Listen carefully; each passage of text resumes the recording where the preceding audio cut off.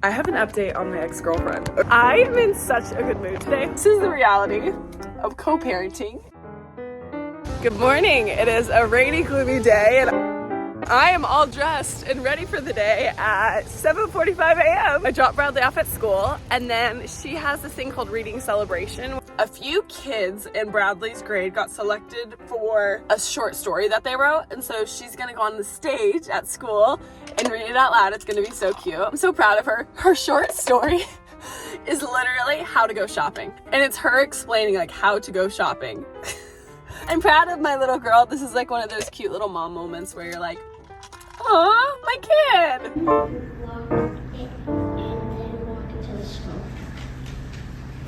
So I had a private schedule this morning for one of my clients, and she's at the passport office and they had a fire drill.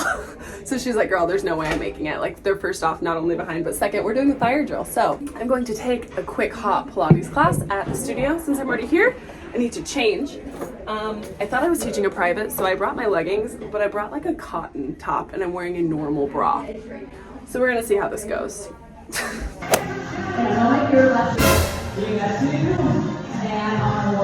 Whew, I am sweaty. You can't really tell because I've dried off, and I had a whole conversation with my boss, but that class was great. It wasn't too much, but it was a hot class, and I'm not a hot girly. I like a warm class. I accidentally forgot that I have a hot yoga class tonight, and I already took that hot Pilates class, but I still want to go to it because I'm in the mood for yoga, but my toes need to be painted, and I was like, why don't I chit chat with y'all while I paint my toes? So I mentioned in the previous video that co-parenting has been very difficult recently, and as much as I wish I could go into detail and show y'all screenshots and like get the nitty gritty, that's not my job, and that is something I will never do.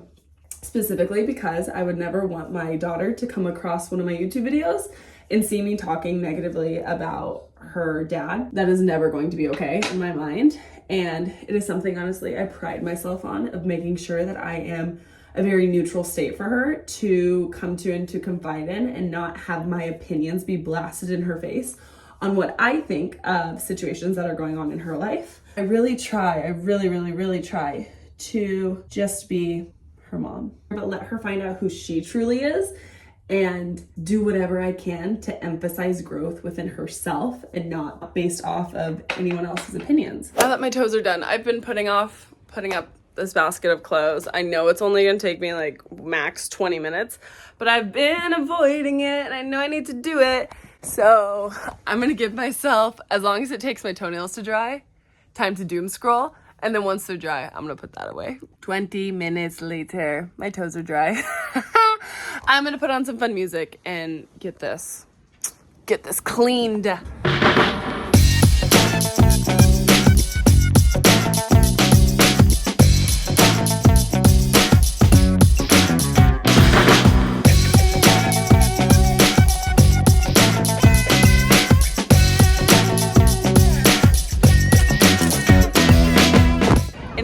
Change of scenery, I made it to Bradley's soccer game. All the way, kid! Go, Boo! It is so cold. The temperature has dropped like 15 degrees, I swear, in that soccer game, but Bradley killed it. She got 2 like killer goals. She did so good. I'm so proud of her. But now I'm going to hot yoga to warm up.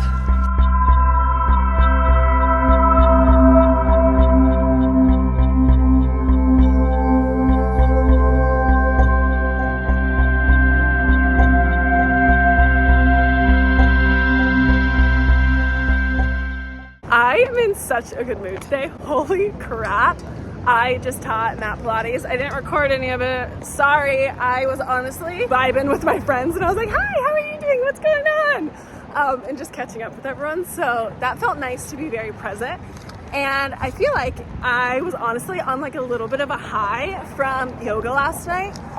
It just felt so restorative. And when I did that Reiki and Restore class, I think what I was actually craving was more like a yoga vibe. So I am definitely gonna start adding in some type of yoga back into my routine, because right now I'm just doing like reformer Pilates and mat Pilates. Some days I do like warm, some days I do heated. It kind of just depends, but I need to add yoga back in. I forgot how good it feels to be in that flow state, slow down and like organize your bones in a different way other than Pilates. Pilates is very organizational. Real Pilates is very organizational, like connect this, rib cage wraps and shoulder blades down your back, neck long, torso. But yoga just does it in like a more fluid way, I feel like. And I love the yoga breath of like inhaling through your nose and feeling your exhale go down your throat. That to me, that gets me going. I love it.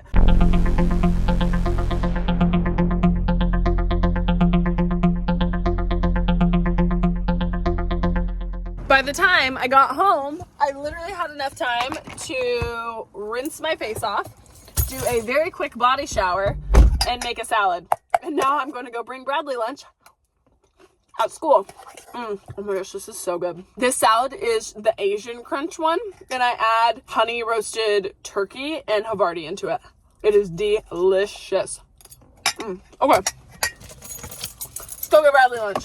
Today is the last day I will get to see her for how many days? For like 10 or 11 days, because she is going to be with her other parent for spring break. And I think it just started to hit me. I have to hold it together because I want my kid to see me happy and excited for her to have a fun week with her other parent. But man, I feel like I want to start crying. When it's these longer stretches where you don't get to see your kid, it's hard. So I'm gonna take a few deep breaths and go eat lunch with my girl and then say bye. Well, I didn't cry until I walked out. That's good. This is the reality of co-parenting that you really don't see online. But the really hard part is not getting to see your kid for 10 days. This is the second or third spring break that I haven't had with her. It never gets easier. You get a little more tolerant to it. And while it's happening, you're okay. But the initial like separation, when it's the last time you see your kid, it hurts. I just never want her to like forget that I love her and that I'm sorry that I can't be there with her all the time. I feel like in some way I'm missing some type of milestone when it's like a holiday or something that I really don't get to have. And that's hard. This period I've had, it's really taken me out and made me so emotional. I feel like this week has really taken me from all angles, coming from all of the emotions that surfaced with me and my ex the other day, with co-parenting and just whiplash in that department. And then adding on top of that, this time last year is when I officially, I guess, came out to my parents. In one of those conversations, there were some words that have stuck with me that have never sought repair. And when they say the body keeps score, let me tell you, my body remembers. This week has been an emotional doozy, but gotta pick myself up. I gotta keep going. Yeah. I'll talk to y'all in a little bit.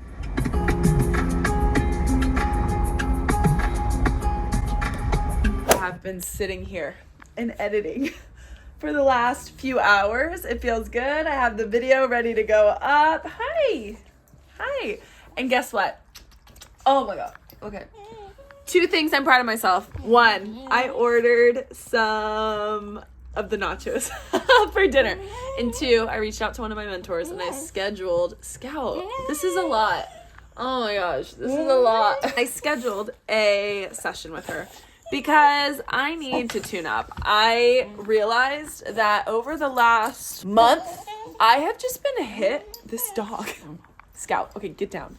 I have been hit left and right with just emotions and life and the compounding of everything and co-parenting and my ex and the house and the body keeps score, and there's just like so much, my parents and trying to move out and just being a mom and being present. Like there is so much. So I scheduled a session with her for next week because your girl needs it. I need to stabilize my baseline a little bit more because I feel like I've been like going up and down so intensely, and it's been a lot. So I'm proud of myself, and let's go get those nachos.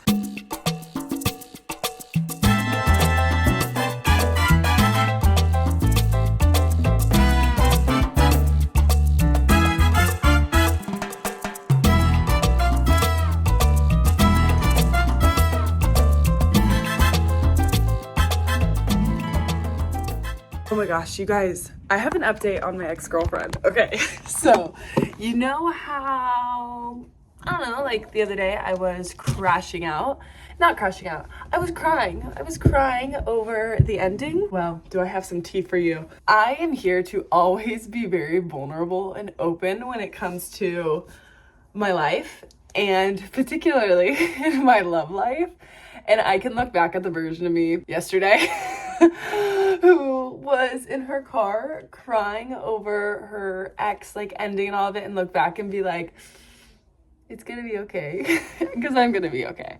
But long story short, my ex had previously asked me for a closure conversation a few months ago, and at that point in time I was like, no, I'm good, I can't even see you, like the damage has been done, bye.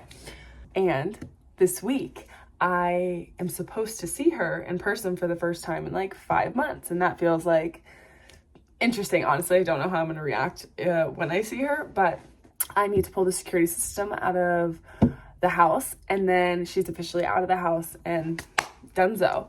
Like, I will never see you again in this lifetime type vibe. So I had to ask her a couple like logistical questions about the security system and stuff. And in the text message I sent, I said, hey, this is the last time we're ever going to see each other. If there's anything you need to say or want to get off your chest or need closure on, like, I'm happy to give it to you. Just let me know. And she let me know now that she isn't doing well and she is not open for that conversation. And I said, okay, easy enough. Like, super simple, super clean, super clear. We'll always respect your boundaries. But I felt like that was such a reflection of our story together. One of us was ready and then the other wasn't. And then the other one was ready and then the other one wasn't. It was just like this like ping-ponging back and forth. And then it was like, finally we're ready. And then it was like, sabotage everything. And it was, yeah. It was one for the books. This is a 10-year cycle coming to an end. It feels very expansive, and I feel like for the first time, I'm actually ready to close it. How did I get there? Lots of breathwork journeys, lots of self-reflection, lots of tears, lots of breaking down in my room alone, lots of therapy sessions. Girl, I put the work in, let me tell you. And the best piece of advice I could give to anyone who is experiencing a lot right now and is just in a season or in a week or in a day of heightened emotions and just a lot pouring out at once, it would be feel it. Feel it to the depth you are capable of, because the clarity, the peace you are craving is on the other side of it. It is called a feeling for a reason. You have to feel it. You can't think your way through it. My go-to is breath work. Always, always, always. The mind-body connection you can get through a conscious connected breath for a prolonged period of time is a life hack. And I am so eternally grateful that I have learned from some of the most skilled breathwork facilitators in the world. To think a few days ago, I felt so stuck and like bound by emotion. And now I'm over here like, I've got this. It's okay. If I was able to love someone that deeply without it being reciprocated in the ways I needed, I cannot imagine what it's going to be like when it is reciprocated and when my needs are met. And when my needs are met not only by myself, but by another human being. Sign me up. Sign me up. Although, wait a little bit longer. I have more work to do. I feel like I'm like on the other side and it's like that door's about to close, and I feel like going forward, I feel like any reflections back of that relationship will just be memories and they won't hold the weight that they had been holding. So that's where I'm at with that. I'll say it is a little bit bittersweet, but I'm ready. I'm ready for the next chapter. I'm ready for my life to feel like mine again and not be mourning someone who's still alive. And I can hold two things at once, being grateful for the time we had spent together, for the love that was shared, and knowing that the time is up. It's all done. There's no more. There's no more pages to add to this story. This book is closed. So yeah. I'm gonna get ready for bed. Thank you for coming along with me on this roller coaster of emotions of a girl in her 20s. I really appreciate your time, your energy, and spending it with me. So I will see you in the next video. Bye.